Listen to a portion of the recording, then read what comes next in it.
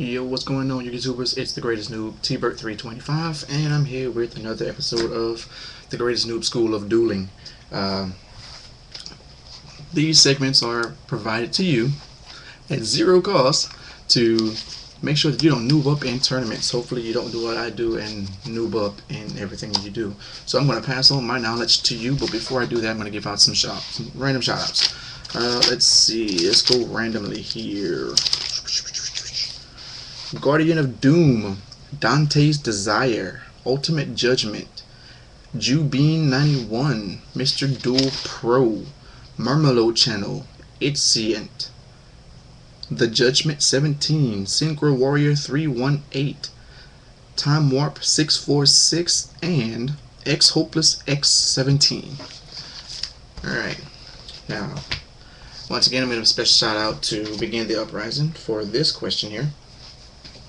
First one is, we're not going to reveal that yet, but you're probably wondering why I'm going to be using top loaders. Yeah. Okay. So, since I am a Yu-Gi nerd, I tend to be prepared.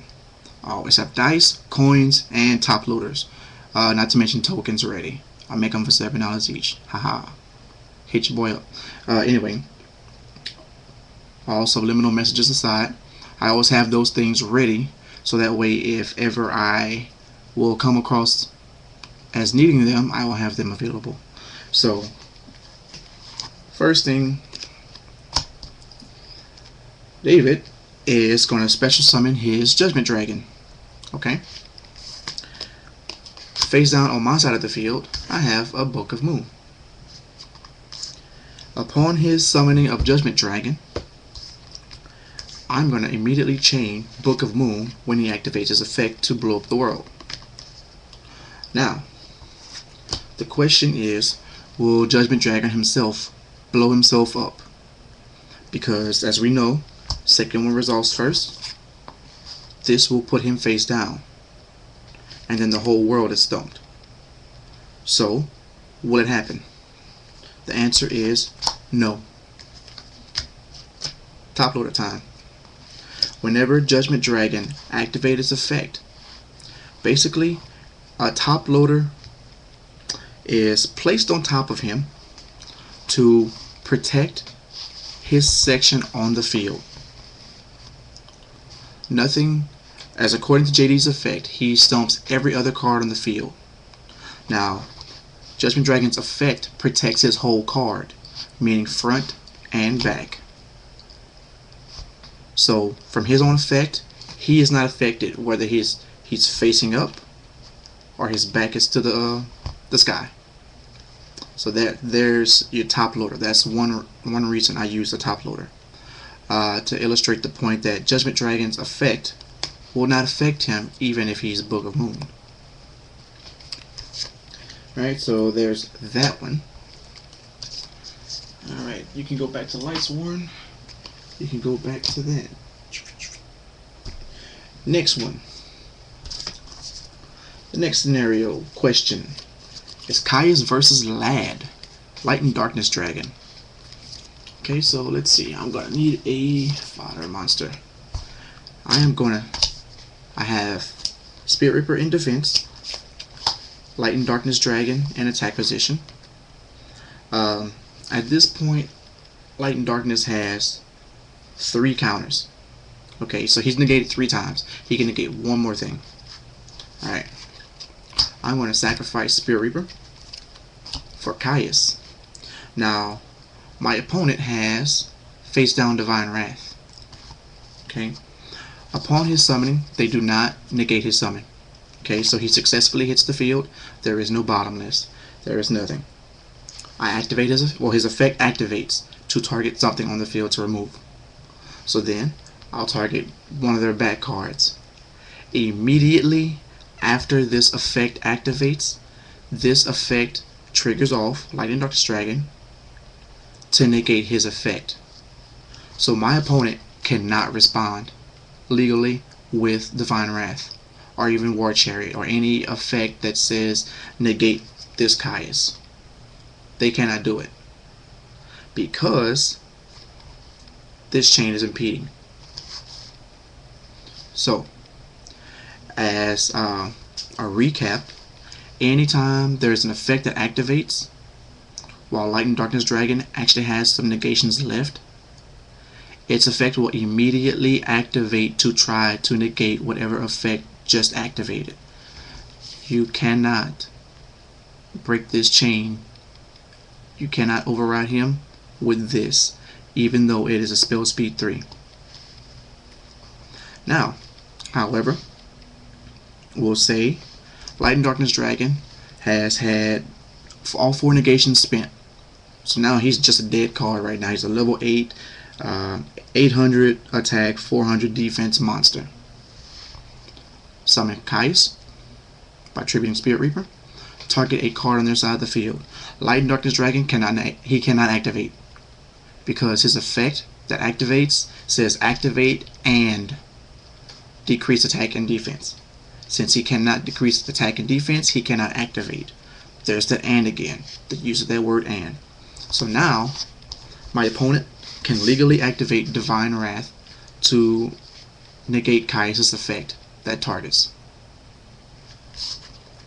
So if he has no negations, he cannot stop Caius or attempt to even stop Caius, and my opponent can activate Divine Wrath to knock him off. Okay. Next one. We'll say my opponent has Divine Wrath face down on the field, Book of Moon face down on the field, and I have Xing Xing Hu replica. I was trying to find the actual Xing Xing Hu just for demonstrating purposes, so we'll just pretend this is the original version of the card. Now it is my opponent's turn, and this card is face down on my side of the field. So we'll move that there. Now as soon as my opponent says, okay, well, main phase 2, I set these 2 cards, I will activate Xing Xing Hu, target these 2 cards that they just set. Now they have no other cards set phased back there in the back row. And now what I'll do is place 2 top loaders on top of them. You're probably wondering, why the top loaders? Easy. It lets me know which cards were targeted, because as you know, we have people who in the game who just tend to pick up cards, and if you look away for a split second, they'll move a card in its place, and now they freed up their power card that's ready to knock you, like Mirror Force or Torrential Tribute or Solemn Warning, Solemn Judgment, anything that's crucial to their livelihood at that point in time. They have the possibility of moving it. So I use top loaders to make sure that my opponent can't do it. Okay, so I'm gonna hear top loaders moving. They're gonna have to take at least 3 seconds before they can actually move the top loader off there and then switch the card. It's just not gonna happen. Now you may think this is rule sharking, but it's not. It's preventative measures, and I do not like to get cheated, because I've been cheated a lot of times in Yu-Gi-Oh! So therefore I'm passing it on to you. You should always bring top loaders just in case you happen to use something like this, because that's just the type of decks I play, or a little bit unconventional. So Xing Xing Hu targets, Prohibition targets. Okay, Prohibition is probably somewhere inside of a case or something, so let's see if I can find one. If not, we'll just pretend that we have it face up on the field.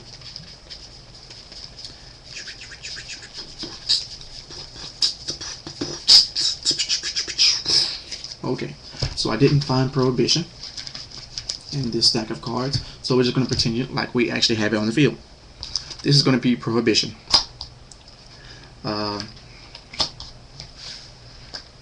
Now, in Atlanta, in 2008, late 2008, I was supposed to move there. So a roommate of mine, we both went to Atlanta. 1, for me to go to the regionals.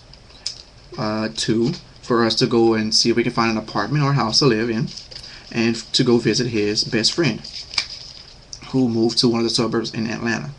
Now, I probably could have taken that regional because I was, I believe, 4-0 at that time, and I was playing against a guy who was playing 6 Samurai, and it wasn't going so well for him. He attacks my face down Apprentice Magician. Then I searched out for Old Vindictive Magician. Place it face down. Main phase 2, he activates Prohibition on Old Vindictive Magician, which the last line of Prohibition says, all cards on the field before this activation are excluded from this effect. I got jacked on the ruling. I got jacked on the ruling by the head judge who had a severe lisp, and I don't think he really knew what he was talking about. Back then, Upper Deck had the game, and in the judge forums, there was this rule about if a card was put into play by mandatory effect, then it would come into the game as a nameless card with 0 attack and 0 defense, which I understand that, but the card was already face down on the field. It was actually on the field before Prohibition actually hit the field. So, in cases of Prohibition, here is what you do. Whenever your opponent activates Prohibition, we'll say this is Prohibition. This is David's Prohibition. This is my back row. Whenever David declares Prohibition, activates it, it resolves. He targets, we'll say, Book of Moon. 1, 2, 3, 4. I have 4 top loaders that are protecting these cards now. That says, if any of these are Book of Moons, this is protected from Prohibition. Now, if I have a Book of Moon in my hand, it is not protected, and therefore I cannot play it. But let's just say I have my Book of Moon is not there, but here. Now, Book of Moon is already face down on the field, so therefore it's excluded from Prohibition as protected by the top loader. So now, your opponent can't say, hey, I used Prohibition. How did you use Book of Moon when I had Prohibition? Easy. It was face down the whole time. And I proved it because I had it under this top loader. And the whole time, it's been under a top loader. And you've seen it when I placed the top loaders to exclude every card that's already on the field. If it was a monster, we'll say these were monsters.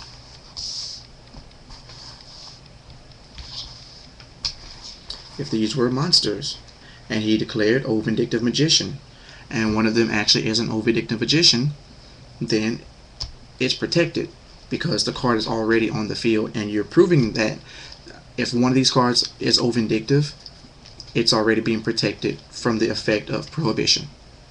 Okay, so needless to say, I didn't win that regional, and I'm just gonna say good luck to anyone who is attending the Atlanta regionals. Good luck to you guys. That is Saturday. I would go, but 2 reasons. It is 10.5 hours away for me to go. Gas prices are around $4 each for each gallon of gas, which sucks. And that will be 20 hours or 21 hours of driving. That will be 8 hours of gameplay. And then Sunday, I would have to head judge a CypherCon convention here in Lake Charles. So I would be a zombie come Sunday. So that's why I'm not going. Otherwise, I would go, and I'd love to go out there and hang out with Yu-Gi-Oh! Girl 2009. Big shout out to you. Check her out. Subscribe to her if you haven't already. So, to Recon. Skullmeister affects cards that activate in the graveyard. It does not negate Honest. Honest reveals itself to activate, sends to a graveyard, activates in the hand. It cannot work against an Infernity Launcher because the effect of a launcher activates on the field to send itself down to special summon 2 monsters from the graveyard. JD protects his whole card, front and back.